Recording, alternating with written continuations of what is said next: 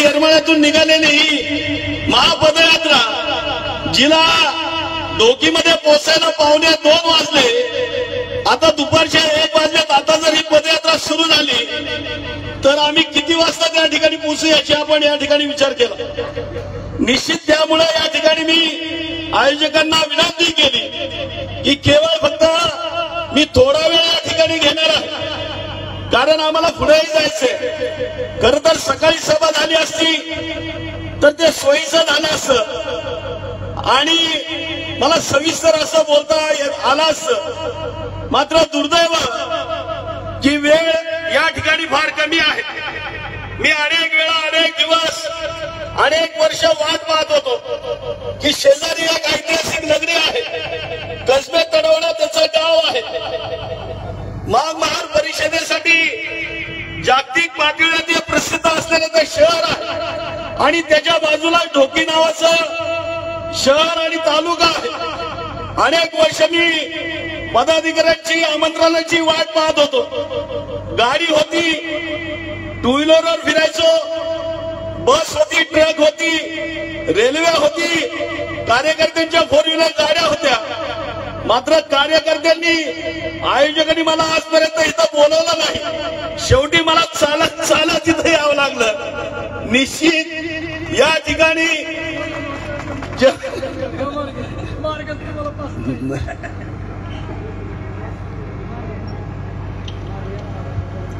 दिनांक 2 तारखेला ही आरक्षण क्रांती महापदयात्रा सुरू झालेली आहे. तुम्ही पाहत असाल अगदी थोड्या प्रमाणावर या ठिकाणी या महापदयात्रेची चर्चा सुरू आहे. सोशल मीडियावर वातावरण तयार व्हायला लागलेलं आहे. 7वी महापदयात्रा आहे. पुणे ते नागपूर 2 वेळा गेलो, सेवाग्राम ते नागपूर 1 वेळा गेलो, पुणे ते मुंबई 2 वेळा गेलो आणि कोल्हापूर ते मुंबई 1 वेळा गेलो.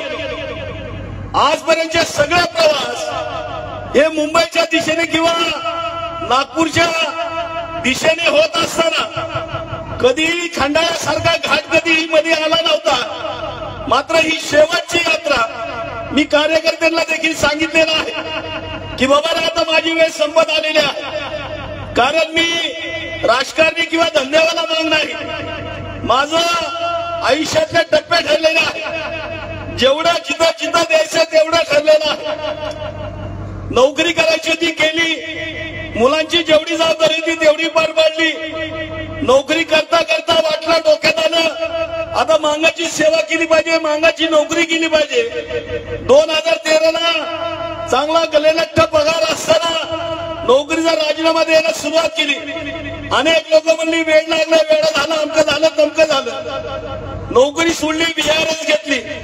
24 महिने 5 महिने शासकीय सेवा केली, नोकरीचा राजीनामा दिला. 4 महिन्यांनी पेन्शन सुरू झाली. 4 महिने घरातले ओरडत होते, बाहेरचे नावं ठेवत होते. पुणे महानगरपालिकेसारख्या ठिकाणी अनेक मित्र नावं ठेवत होते. वेळ लागले याला म्हणे, नोकरी सोडते कशासाठी? जातीसाठी. याला राजकारण बी करायचं नाही. याच्यासारखा वेडा कुणी आहे का? आणि मी मात्र माझ्या तोरात होतो. वाटत होतं संधी मिळाली, चान्स मिळाला. मांगाने मला या ठिकाणी आशीर्वाद दिलाय. जोमाने काम करूया, ताकदीने काम करूया. कारण सगळ्यांची घरं मांगाने मजबूत केली. मांगाने हिंदूला मजबूत केलं, मांगाने बहुजनाला मजबूत केलं, मांगाने दलिताला मजबूत केलं. मात्र मांगाने मांगाच्या घराकडे कधीच बघितलं नाही. दुर्दैवाने सगळ्यांची घरं मजबूत झाली, मांगाचं घर सगळ्या बाजूने गावाला लागलं. आम्हाला वाटलं आम्ही गेल्यावर आमची नेत्र त्या घरात राहणार आहेत आणि मग ते घर बांधलं पाहिजे ना, वरती छत टाकलं पाहिजे, पोरं भिजायला लागली, करायचं काय? आणि मग या ठिकाणी निश्चय केला की परत रिटर्नचं तिकीट आपल्याकडे नाही. मेल्यानंतर परत पुन्हा जन्म नाही. कारण एवढं फिरतोय, एवढं बघतोय. अनेक नातेवाईक, अनेक लोक मला सोडून गेलेले आहेत आणि देशातल्या अनेक राज्यामध्ये फिरणारा मी माग आहे. अनेक ठिकाणी फिरत असताना आता सुद्धा ज्या धर्मामध्ये आम्ही आहे तो धर्म सांगतो तुम्ही पुण्य केलं तर पुढचा जन्म आहे. काही जण म्हणतात तुम्हाला पक्षाचा जन्म आहे, काही जण म्हणतात प्राण्याचा आहे, काही जण म्हणतात माणसाचा आहे. मात्र माझा बाप 96 ला गेला, तो कुठल्या जन्मात आला, कुठल्या रूपात आला अजून मलाच कळालं नाही. त्यामुळे मला जर माझा पुनर्जन्मावरती विश्वास नाही. एक मात्र नक्की आहे की एकदा गेलं की रिटर्न नाही. त्यामुळे जेवढा आहे तेवढा देण्याचा प्रयत्न या ठिकाणी केला पाहिजे. त्यामुळे बघितलं की अरे आपलं घर सगळ्या बाजूने कळतंय, जो तो आपापलं घर बघायला लागलाय.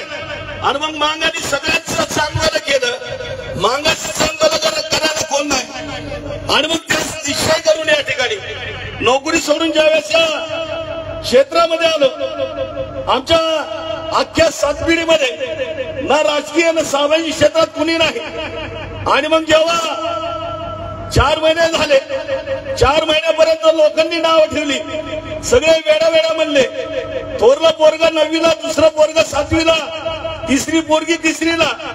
आई बायको माझ्या जीवावर आणि फक्त पगाराची जीवावर जगणारं कुटुंब. इतर कुठला धंदा नाही, नोकरी नाही, ना कुठं दुकान भाड्यात दिलंय, ना घर भाड्यात दिलंय, काही नाही. दुसरं कमवतं कुणी नाही. पण वेळ लागलेलं, मांगाचं वेळ डेंजर असते. आणि मग ते वेळ लागलेलं, वेळात नोकरी सोडली. सगळी नावं ठेवत असताना मी मात्र स्वतःला शहाणा समजत होतो. मात्र 4 महिने गेले, 4 महिन्यांनी मला पेन्शन सुरू झाली. पगार जो होता तो होता 40,800 तेव्हा शेवटचा पगार. आणि पेन्शन जी मला सुरू झाली ती 8,306 रुपये, म्हणजे 5 पट खाली आलो. जेव्हा पेन्शन सुरू झाली तेव्हा मी भानावर आलो. अरे म्हणलं मी काय करून बसलो, आता परत नोकरीला जाता येत नाही. मला माझी लेकरं मंदिरापाशी भीक मागताना दिसायला लागली, असली स्वप्न पडायला लागली, अशी परिस्थिती. पण माझा विश्वास फक्त एकावर होता, 33 कोटी नाही, कुठल्या साधू संत, कुठल्या पक्षावर, कुठल्या नेत्यावर नाही. माझा फक्त माझ्या मांगावर विश्वास होता. जो विश्वास माझ्या समाजाने तो सार्थ करून दाखवला. मला गर्व आणि अभिमान आहे. आता 12चा मोर्चा तुम्ही बघणार आहात. राज्य बघेल, देश बघेल. याच्या अगोदरचे लवजी शक्ती सेनेचे सगळे मोर्चे, सगळी आंदोलनं सगळ्या राज्यांनी, सगळ्या देशांनी पाहिलेली आहे. दुर्दैवाने माझ्या मांगाने कमी बघितलंय, मात्र जगाने सगळं बघितलंय. काय बघितलंय? मागच्या 2 वर्षापूर्वी झालेला नागपूरचा मोर्चा कसा झाला होता, तर त्या ठिकाणी आदल्या दिवशी या देशातल्या टॉपच्या 2 पक्षांचा मोर्चा होता. त्यांची तारीख 12 होती, आमची तारीख 13 होती. आणि मग तो मोर्चा होत असताना त्यांचा मोर्चा झाला. बिर्याणी, पेट्रोल, डिझेल, पैसा, पाणी, गाड्या, घोडं सगळं होतं. पण ह्या मांगाकडे पाणी सुद्धा नव्हतं, चहा पण नव्हता. दुसऱ्या दिवशी लवजी शक्ती सेनेचा मोर्चा झाला, लाखांचा मोर्चा झाला. तुम्ही युट्यूबला बघा, बिगर पैशाचा मोर्चा. मला गर्व आणि अभिमान आहे. माझा मांग खिशात काय नसते, पोटात अन्न नसते, पायात चपले नसते, डोक्यात बी विचार नसते, असाही धरून झाला. पण तो इथून हाक दिली की तिथं डायरेक्ट तुम्ही बोलवाल तिथं येतं, बोलवाल तिथं येतं. त्याला पैसे द्यायची गरज पडत नाही. मांगाचा इतिहास आहे, मांगाचा स्वभाव आहे. कारण या देशामध्ये एकमेव मांग समाज असा आहे की जो ऋण काढून सण करतोय का नाही. आम्ही देवाला जातोय, ऋण काढून जातोय. कोंबडा बकरा आम्हीच देतोय, ऋण काढून देतोय का नाही. यात्रा जत्रा लेकरा बाळा सहित सगळं करतोय. दिलदारपणा आहे तेवढा. इतर लोक त्याला अडाणी म्हणू, काही म्हणू, पण मी मांगाचा दिलदारपणा म्हणतो त्याला. एक हटके चीज आहे, आमच्यामध्ये हटके गोष्ट आहे. आम्ही आमच्याकडे व्यवस्थित बघत नाही, व्यवस्थेला सगळं माहिती. इथं येणारी जाणारी शासनाला सगळ्यांना माहिती. मांग काय चीज आहे, दुर्दैवाने मांगाला मांग काय हे माहित नाही. प्रचंड योगदान मागाचं राहिलेलं आहे. या देशाला स्वातंत्र्य सहजासहजी मिळालेलं नाही. या देशासाठी मांगाची योगदान आणि बलिदान केलेलं आहे. मांगाने रक्त सांडलेलं आहे. मांग काय आबळातनं पडलाय का? का अफगाणिस्तानातून आला इथलाच आहे ना? आमच्या पूर्वजांनी रक्त सांडलं ना, आमच्या लवजी बाबांनी, लवजी वस्तादांनी बिगर लग्नाची क्रांती इथंच केली ना, शपथ घेतली ना. 25 नोव्हेंबर 1817ला गडकीच्या रणांगणामध्ये आपल्या वडिलांच्या समाधीजवळ काय शपथ घेतली? जगे अंतर स्वराज्यासाठी, मरे अंतर स्वराज्यासाठी. जोपर्यंत या शनिवार वाड्यावरती इंडियन जॅक लागलेला आहे, तो इंडियन जॅक जोपर्यंत उतरवणार नाही तोपर्यंत मी लग्न करणार नाही. इथं छत्रपतीचा शिवाजी महाराजांचा भगवा जोपर्यंत फडकवणार नाही तोपर्यंत लग्न करणार नाही. 17 फेब्रुवारी 1881 त्यांचं निधन झालं.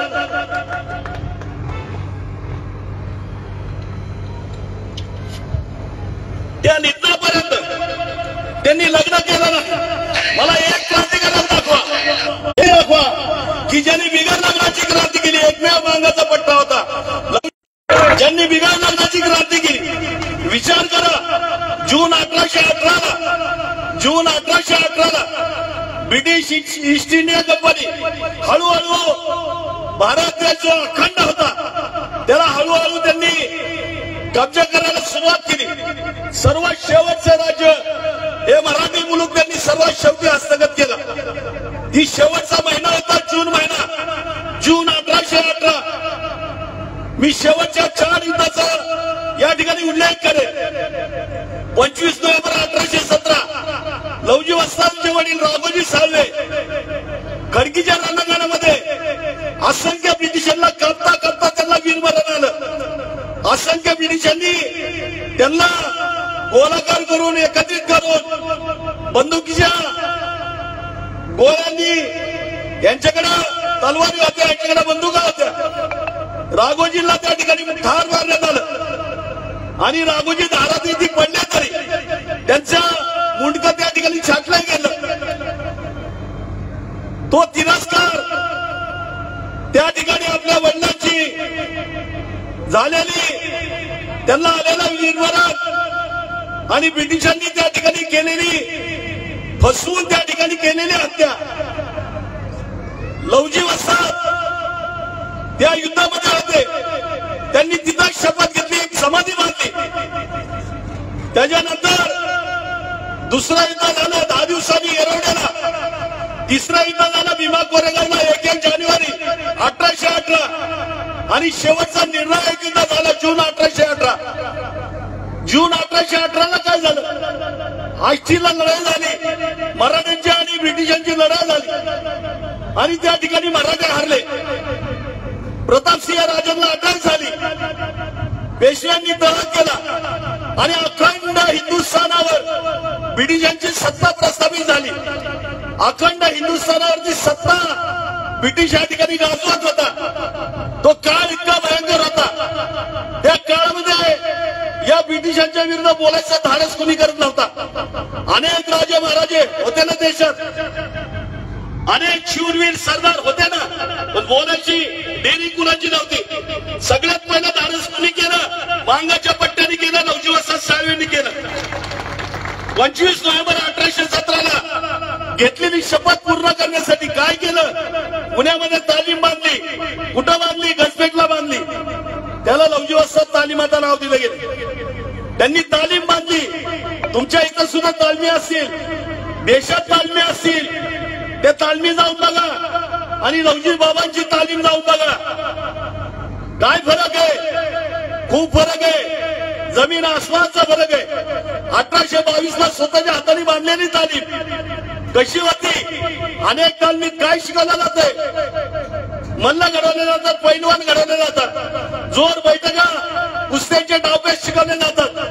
लवजी बाबांची तालीम काय होती?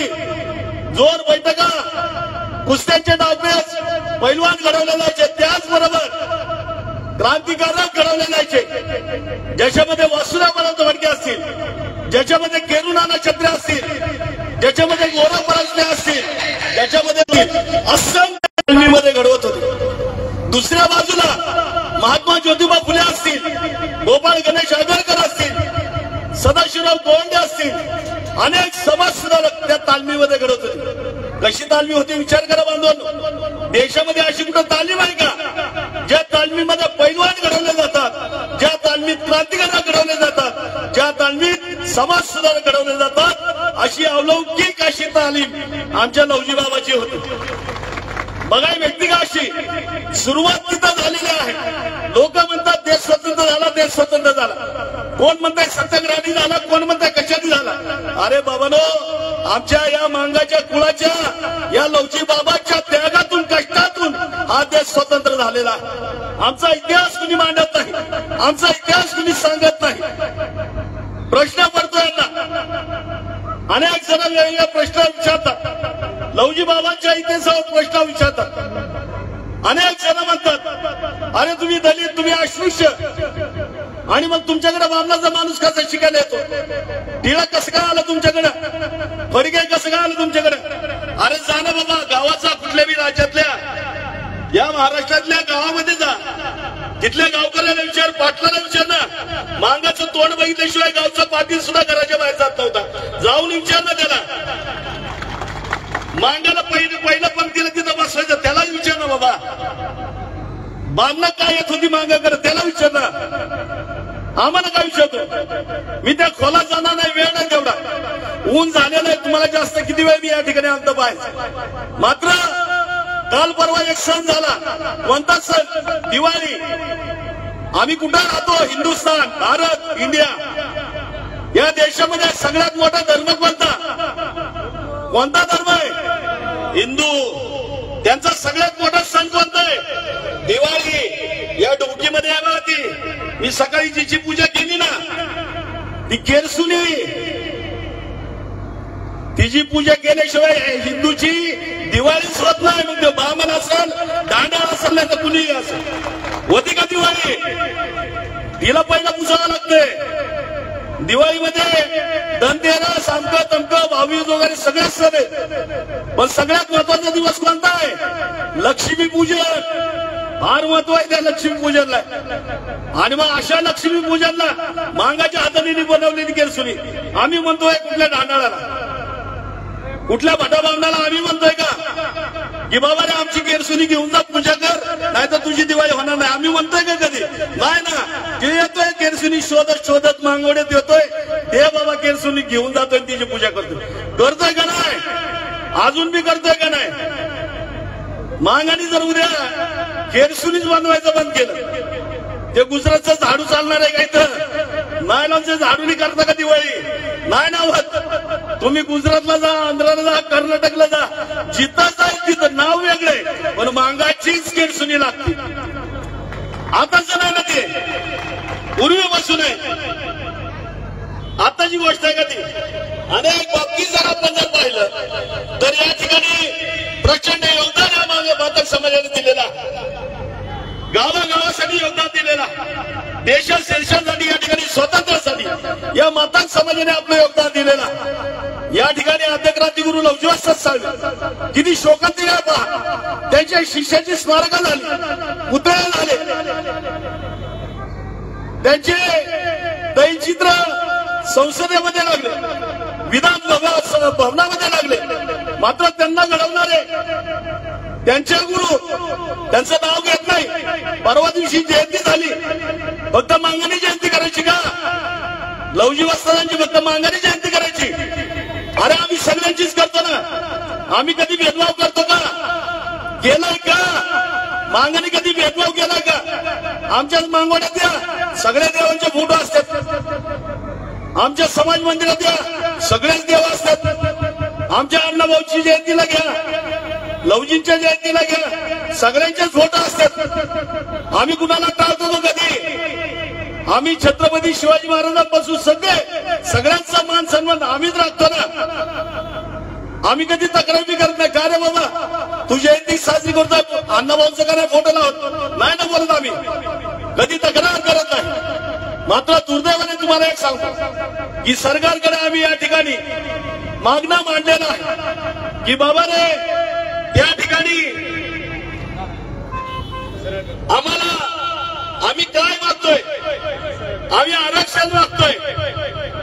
आरक्षण मागतोय कसं? तर या ठिकाणी जे आम्हाला 13% 1950ला अनुसूचित जातीसाठी 59 जातीसाठी जे एकत्रित आरक्षण दिलं, मागाचं म्हणणं काय की जे आम्हाला दिलेलं आहे डॉक्टर बाबासाहेब आंबेडकरांनी आम्हाला जे घटनेने जे आरक्षण दिलेलं आहे ते किती आहे, तर ते 13% आहे. मागाचं म्हणणं काय, 70 तुकडा मागाच्या वाट्याचा देणं व्यवहार काढून आम्ही आमचा खात बसतो ना. चुकीचं मागतोय का, वेगळं का मागतोय का? अरे आम्ही भाकरी मागत नाही ना, आम्ही काय म्हणतोय आम्हाला दिली ना, 1950 ला दिली, घटनेने दिली. किती दिली, 13%ची एक भाकरी दिली. आणि मग आम्ही शिक्षणातला, नोकरीतला त्यातला 70 तुकडा मागतोय. चुकीचा मागतोय का? अरे ज्याला भाकर नाही तो भाकर मागायला लागला. त्याच्यासाठी तुम्ही सगळे बोलता पोपटासारखे. सत्ताधारी येतात, पोटाकडे घेतात, विरोधक येतात, ते पोपटासारखे बोलतात. सर्व या ठिकाणी त्यांच्या बाजूने बोलतात, सगळे विद्वान बोलतात. आणि मग अरे बसून घ्या. आणि मग हे सगळं होत असताना अरे मग मागाच्या बाजूने का बोलत नाही तुम्ही? इतरांच्या आरक्षणाच्या प्रश्नावर बोलता आणि मग मागाच्या आरक्षणाच्या प्रश्नावर तुम्ही का बोलत नाही? तिकडे लक्ष द्या. थांबोय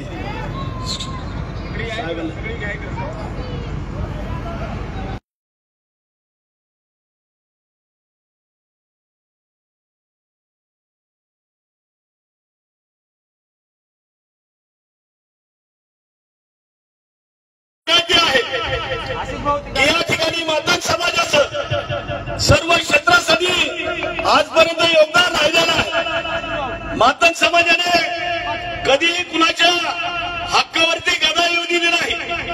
मागाने कधी इतरांचा हिसकावून घेतला नाही. इतरांच्या प्रश्नावर कधी या ठिकाणी लुडबुड केली नाही. गावासाठी बलिदान देणारा मांग, या देशासाठी बलिदान देणारा मांग यांनी कधीही व्यवस्थेच्या विरुद्ध कधी या ठिकाणी बंड केलं नाही. मांगाने कधी हातामध्ये दगड घेतला नाही. मांगाने कधी या ठिकाणी हातामध्ये दांडू घेतला नाही. मांगाने कधी जाळपोळ तोडफोड केली नाही. आम्ही लोकशाही मानणारे, कायद्याचा सन्मान करणारे अवलाद आहे. आणि मग आज आम्ही या ठिकाणी रस्त्यावर दिवस रात्र या ठिकाणी भटकतोय. 78 वर्ष झाली देशाला स्वातंत्र्य मिळालं. शोकांतिका पहा किती आहे. देशाला स्वातंत्र्य मिळून 78 वर्ष पूर्ण झाली. घटना अस्तित्वात येऊन 75 वर्ष पूर्ण झाली. पण अजूनही या महाराष्ट्रातल्या मागवण्यामध्ये अजूनही मागाचा किंवा मागाची कलेक्टर किंवा कमिशनर डायरेक्ट अजून निर्माण झाली नाही, अजून पैदा झाली नाही. अरे आम्ही एवढे दरिद्र आहेत का? आम्ही एवढे दुर्दैवी आहात का? नाही माझ्या माता भगिनींनो, आमच्या पोटी जन्म घेणारी मुलं ही घडली पाहिजेत. आमच्या मुली कलेक्टर कमिशनर झाल्या पाहिजेत. केवळ हे स्वप्न घेऊन ही सगळी यात्रा सुरू आहे. आम्ही एवढे दरिद्री नाही. इथली व्यवस्था, इथली शासन व्यवस्था ही दलिद्री घाणेरडी व्यवस्था आहे. इथली शासन व्यवस्था वाजोटी व्यवस्था आहे, जिने आमचा न्याय व हक्क आमच्या मागवण्यापर्यंत कधी येऊ दिला नाही. आणि तो न्याय या ठिकाणी मागण्यासाठी गेल्या अनेक वर्षापासून सातत्याने अनेक आंदोलनं या राज्यांनी आजपर्यंत पाहिली नसतील अशी आंदोलनं या लवचिक शक्ती सेनेने केलेली आहे. अनेकांना आश्चर्य वाटतं. जाता येता रस्त्याने अनेक जाती धर्माचे अनेक समाज बांधव येतात, आपुलकीने सत्कार करतात, त्या ठिकाणी विचारपूस करतात. अनेक जण या ठिकाणी माझ्या माता भगिनी येतात, माझे बांधव येतात, विनंती करतात की भाऊ जरा बसा ना, पाय सुजले, फोड आले, फोड येतात, फुटतात, भाऊ बसा ना. काही जण मुंबईहून येताना खंडाळ्याचा घाट पास करत होतो आणि मग तो घाट चढत असताना आमचं पोलीस प्रशासन बांधव त्या ठिकाणी मला 6 तास लागले तो घाट पास करायला. कारण 9 किलोमीटर अलीकडून मी चालत आलतो. पोलीस त्या ठिकाणी आमचे अधिकारी होते, ते बिचारे म्हणत होते साहेब एवढंच अंतर आहे, गाडीवर बसायला साहेब कोण बघत नाही गाडीवर बसायला, तुम्ही जीप मध्ये तरी बसा साहेब, सोडतो आम्हाला बघवत नाही. सगळे पदयात्री सोबत होते, पदयात्रांच्या डोळ्यात पाणी होतं, माझ्याही होतं ना, कारण माझ्यामुळे त्यांनाही त्रास होत होता, मलाही त्रास होत होता, पण माझ्यामुळे त्यांना त्रास. पण ही मांगाचा पोरग आहे, मांगाचा आशीर्वाद मिलावट इथं होत नाही. त्यांना म्हणलं तसली भानगड चालत नाही साहेब. जे ठरले मुंबईपासून ते नागपूर पर्यंत, अहो थांबलेल्या गाडीवर सुद्धा बसत नाही.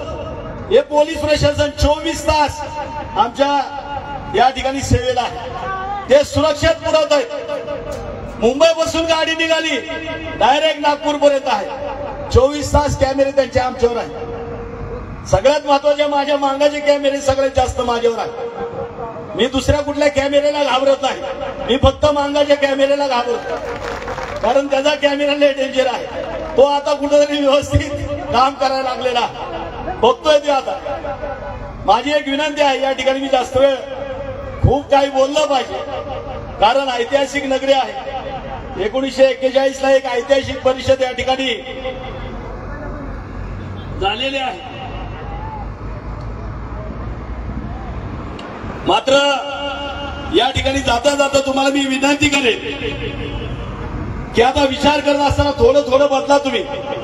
21वा युग आहे, लोक चंद्रावर चाललीत, जर थोडं थोडं बदललं पाहिजे, थोडं आमचे आचार विचार बदलले पाहिजे. मी अनेक ठिकाणी येता येता सर्वांना तेच सांगतो की बाबा रे जरा थोडस बदला. तुम्ही स्वतः बदलला माझ्या माता माऊलीनं. आमच्या बांधवांना विनंती आहे, तुम्हाला जर आपली पोरं सुधारायची असतील, पहिलं आपण बदललं पाहिजे. आपलं बोलणं वागणं जे काय आपल्या गोष्टी आहेत ते थोडं बदललं पाहिजे. कारण मांगाचं पोरग आहे, ते मांगाकडेच बघत बघत बघत मोठं होतंय, ती दुसरीकडे बघत नाही ना. ती उठलं की मांग बघतंय, झोपताना की मांग बघतंय. मग आम्ही कसं राहिलं पाहिजे ते आम्ही जरा थोडंसं बदललं पाहिजे. अगदी फुटापासून ते डोक्यापर्यंत हे सगळं थोडं थोडं बदललं पाहिजे. बोलणं बदललं पाहिजे, वागणं बदललं पाहिजे. माझी तुम्हाला विनंती आहे, बदल हा निसर्गाचा नियम आहे, आम्ही बदललो नाही. त्यामुळं या महाराष्ट्रातल्या 90% वर झोपड्यामध्ये फक्त तुमचा आणि माझा समाज आहे बांधवनं, हे विसरू नका. सगळ्यात जास्त वाईट परिस्थिती सध्या या राज्यामध्ये मांगाची आहे. आमची संख्या तेवढी, आमचं योगदान तेवढं. त्या योगदानाच्या तुलनेमध्ये आमच्या पदरात काय पडले, झोपड्या काय मिळाले, काय दिलं स्वातंत्र्याने. आणि इथं कुठेतरी न्यायिक मागणी घेऊन चाललोय. लोकांच्या पोटात दुखायला लागले. कशाला मागतात? अरे लोक मागतात, त्यांना तुम्ही पोपटासारखे जाताय, लोटांगण घेताय, पाठीमध्ये येताय. महागाने मागितलं का पोटात दुखतंय? तुमचा भावच आहे ना, भावबंदच नाही ना. अरे होते ना मांगाची कमिशनर, होते ना मांगाची कलेक्टर. आमचे बी मांगोडे सुधरती की बाबा? आम्ही काय बाहेरचे आहेत का? कष्ट करतोय, राबतोय, चोऱ्या करतोय का? खून दरोडेखोरी करतोय का? ज्या मांगाने या देशासाठी 3 वेळच्या हाजिऱ्या बोलल्या, 81ला गुन्हेगार जात म्हणून घोषित केलं.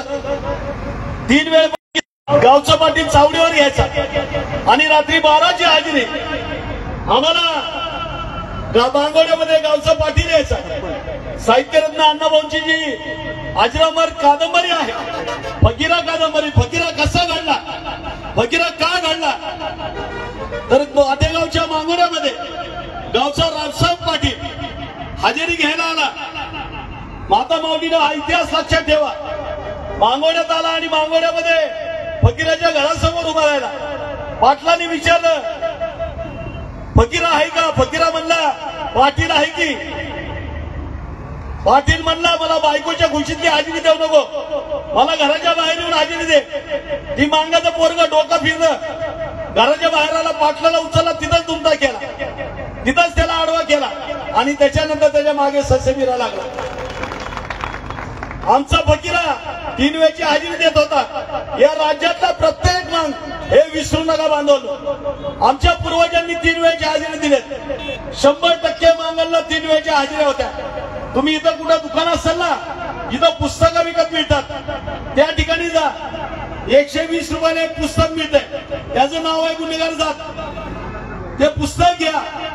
1881 पासून ते 1952 पर्यंत मांग 3 वेळेच्या हजेरी देत होता. आमच्या आजोबा पंजोबा या राज्यामध्ये, या देशामध्ये 3 वेळेच्या हजेरी देत होते. कशासाठी? आम्ही काय सगळे दरोडेखोर होतो, सगळे चोर होतो? नाही ना. आम्ही या ब्रिटिशांच्या विरुद्ध सारखं लढत होतो.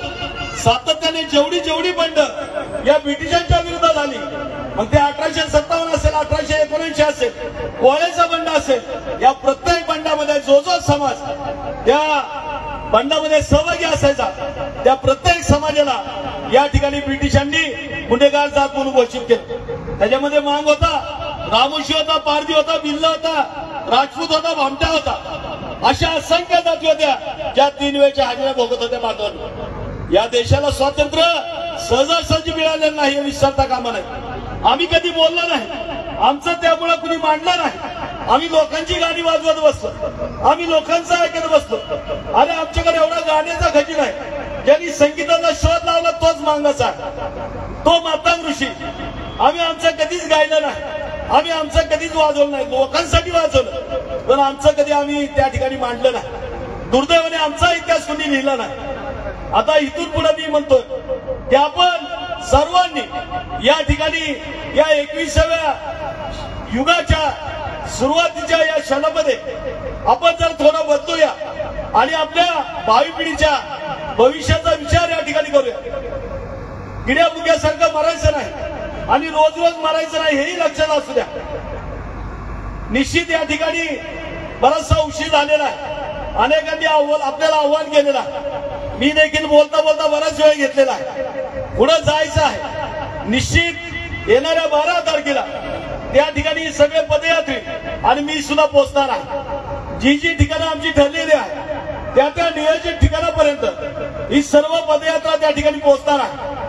दिवस रात्र या ठिकाणी, दिवसाच्या कडाक्याच्या कडक उन्हामध्ये, संध्याकाळच्या कडाक्याच्या थंडीमध्ये आणि सुरुवातीला पहिल्याच दिवशी तुम्हाला सांगतो, पहिल्याच दिवशी पावसाचा एवढा धोधो पाऊस आमच्यावर बरसला की अनेकांच्या पायाला चिखल्या पडलेल्या आहेत, भेगा पडलेल्या आहेत, जखमा झालेल्या आहेत, पायाला सूज आलेल्या. मात्र एकच स्वप्न आहे, ही सगळी बसलेली का जे माझ्या सोबत आहेत ना, घरदार लेकरं बाळ सोडून आहेत. तुमच्यासारखेच त्यांना लेकरं बाळ आहेत, तुमच्यासारखेच नातेवाईक आहेत, तुमच्यासारखाच त्यांना कामधंदा आहे का नाही? ही तुमच्यासारखीच दिसते ती का नाही? दिसते ती ना. घर सोडली, 1 तारखेला घर सोडले, निघालेत माझ्या बरोबर. कुठून? मुंबईहून. किती पगार मिळतोय तुम्हाला? किती रुपये दिलेत तुम्हाला? रुपये नाही, मीच कांगाल आहे. रुपये नाही एकाला. एक पोरग म्हणलं नाही माझ्या बरोबर चालते द्या, एक पोरग म्हणलं नाही भाऊ तुमच्या बरोबर आहे, तुम्हाला आमदार करा बरं का म्हणलं का रे कुणी? तुम्हाला कुणाला आमदार व्हायचंय का? खासदार व्हायचंय का? मंत्री व्हायचंय? काहीच नाही.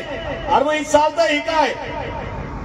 एकाही पोराला आमदार व्हायचं नाही, खासदार व्हायचं नाही, यांना निवडणुका बी लढवायच्या नाहीत की काहीच नाही. पण निघाले सगळे निघालेत. घरदार लेकरं बाळ काम धंदा सोडून निघाले. ही मांगाची अवलाद आहे का? असं कुठं रात्रीच्या 4-4 वाजेपर्यंत समाजाच्या भावी पिढीच्या भविष्याचं स्वप्न घेऊन चालणारी ही मांगाची अवलाद आहे बांधून. हे विसरता कामा नाही. निश्चित या ठिकाणी आम्ही जात असताना तुम्ही मात्र स्वस्थ बसू नका. दिवसाची ही पोरं तुमच्या भावी पिढीच्या भविष्यासाठी या ठिकाणी रस्त्याने चालतायत, या ठिकाणी रात्रीच्या कडाक्याच्या थंडीमध्ये चालतायत. तुम्हाला मात्र चालायचं नाही. या ठिकाणी उन्हात थंडीत पावसात चालायचं नाही. फक्त 1 दिवस द्या, 12 तारखेचा 1 दिवस द्या. 1 दिवस मांगासाठी, भावी पिढीच्या भविष्यासाठी असा जयघोष करत आपल्या घराला कुलूप लावून डायरेक्ट नागपूरला या. येणार का नाही? येणार का नाही? हातवर करा. येणार का नाही? पिढ्यानपिढ्या आम्ही यात्रा केल्या, जत्रा केल्या, देवाला देवीला कोंबडं दिलं, बकरं दिलं, अनेक साधू संतांच्या पूजा केल्या, आरत्या केल्या, अनेक साधू संतांना हार, नारळ, गुलाब, पुष्प अगरबत्ती, तेल, तूप, धूप सगळं दिलं. अनेक नेत्यांना, अनेक पुढाऱ्यांना, अनेक पक्षांना मताची भीक दिली का नाही? आता मी देणार आहे का नाही? देतच आलंय का नाही? मग देवीला दिलं, साधू संताला दिलं, पक्षाला दिलं, नेत्याला दिलं, सगळ्यांना देतच आलोय. आम्हाला काय दिलंय का? कोणी दिलंय का? नाही ना. मग ते आता देत नाही तर घ्यायला जायचंय. कुठं? नागपूरला. कुठं जायचंय? नागपूरला. एक दिवस आपल्या भावी पिढीसाठी आपल्याला द्यायचा आहे. बराचसा वेळ झालेला आहे. या ठिकाणी पोलीस प्रशासनाचं मी या ठिकाणी आभार व्यक्त करेन. बिचारे दिवस रात्र आमच्या सोबत या ठिकाणी आहेत. या ठिकाणी सर्वांची काळजी घेत आहे. माझा समाज सुद्धा जागो जागी रात्रीच्या कडाक्याच्या थंडीमध्ये थांबलेला असतो. रात्रीच्या 1 वाजू 2 वाजू भाऊ येतोय. स्वेटर नसते, जॅकेट नसते, पण माझी माता माऊली थांबलेली असते, वाट बघती, आशीर्वाद देते. मांगाचा आशीर्वाद काय असतो माहितीये ना? मांगाने जर दिलं ना त्यांच्या 7 पिढ्याचं कल्याण होतं. मांगाचा आशीर्वाद एवढा आहे तुम्हाला सांगतो माझ्या माता माऊलीला. मांगाचा आशीर्वाद 7 पिढ्यापर्यंत चालतो. जर मांगाने जर बदुवा दिली ना 14 पिढ्यापर्यंत ना उपचारायला येत नाही. ते एक खानदान तुम्हाला सांगतो उपचारायला येत नाही. 26 फेब्रुवारी 2014ला आघाडीचं सरकार होतं ना महाराष्ट्रात. काँग्रेस आणि राष्ट्रवादी आमच्यावर लाठीचार्ज केला. आमचा सोमनाथ भाऊ होता या जिल्ह्याचा दाण्यावा. आम्ही घुसलो मंत्रालयामध्ये आणि तिथं सोमनाथ भाऊचं नेतृत्व. पहिली मांग तुम्हाला सांगतो महाराष्ट्राच्या इतिहासात विधान भवनात कोण शिरलंय का? कोणीच नाही. ही मांग शिरली सोमनाथ भाऊच्या नेतृत्वामध्ये शिरली. कुठं? विधान भवन मंत्रालयात डायरेक्ट 26 फेब्रुवारी 2014. लक्षात ठेवा तारीख. तुम्ही आता सुद्धा युट्यूबला टाकलं ना ती सोमनाथची घसंडी धरत तो एक IPS अधिकारी कृष्ण प्रकाश चाललेला आहे रस्त्याने. काही आमच्या समाज बांधवांना भगिनींना पोलिस दांडकेनी मारतायत. बघितलं का नाही? ते आरक्षणासाठी मार खात होते. सोमनाथ भाऊची घसंडी कशासाठी धरली होती? आरक्षणासाठी. आमच्या 38 जणांना त्या ठिकाणी जखमी केलं. माझ्या माता भगिनी एक महिना तिथं हॉस्पिटलमध्ये होता. त्यावेळेस तुम्हाला सांगतो त्या माझ्या मातंगी देवीने जो कडकडून जो श्राप दिला तुम्हाला सांगतो आघाडी सरकारला. 10 वर्ष झाली ते अजून सत्तेत आले नाहीत बरं का. त्यावेळेस शाप दिले नाही. मी सुद्धा सांगितलं होतं या राज्याच्या एका मोठ्या नेत्याला, साहेब म्हणलं तुम्ही आणखी 10 वर्ष सत्तेत येत नसताय म्हणलं, कमीत कमी 10 वर्ष. मी 2015ला सांगितलं होतं एका मोठ्या नेत्याला, देशातला मोठा नेता आहे महाराष्ट्रात राहतो, त्यांना सांगितलं होतं साहेब मागाचा शाप लय डेंजर असतो. मागच्या महिन्यात तुम्ही ऐकला असेल एकनाथ शिंदे साहेब मी म्हणले की मागाचा शाप लागला म्हणले आघाडी सरकारला. आणि मी सुद्धा तुमची शपथ पूर्ण करण्यासाठी तुमचा शब्द खरा करण्यासाठी मी हे सरकार उलटवलं मी सत्तेवर आलो. त्यांनी भाषण केलं ना मुंबईला होते संवाद सेंटर. सगळ्यांना माहितीये मांग काय चीज आहे. फक्त मांगायला कळायला पाहिजे. फक्त आपण रोजचे आरशे समोर थांबताना फक्त जरा व्यवस्थित स्वतःकडे निरखून बघा की हटके तुम्हाला काय तरी दिसेल. मांगोडा आणि इतर वाड्यामध्ये फरक काय तो फक्त सकारात्मक दृष्टीने बघा एवढीच विनंती करतो. निश्चित येणारा काळ हा आपल्या भावी पिढीसाठी चांगला असणार आहे. अनेकांचे दिवस आले, मांगाने काय कुणाचं घोडं मारलंय, मांगाचे सुद्धा दिवस आल्याशिवाय राहणार नाही एवढं मात्र निश्चित. या ठिकाणी आपण ज्या वेळी आपल्याला संघटना या ठिकाणी हाक देईल तेव्हा आपण या ठिकाणी या.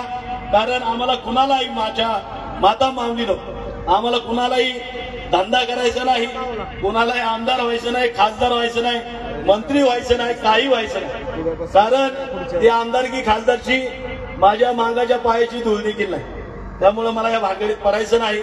जे काय करायचंय जगायचंय मागासाठी आणि मरायचंय मागासाठी एवढं स्वप्न उरशी बाळगून या ठिकाणी जेवढे दिवस उरले तेवढ्या दिवसामध्ये या राज्याला नाही तर या देशाला मांग काय चीज आहे एवढं दाखवायचंय आणि मग निघायचंय एवढं सांगतो. थांबतो. जय हिंद, जय लवजी.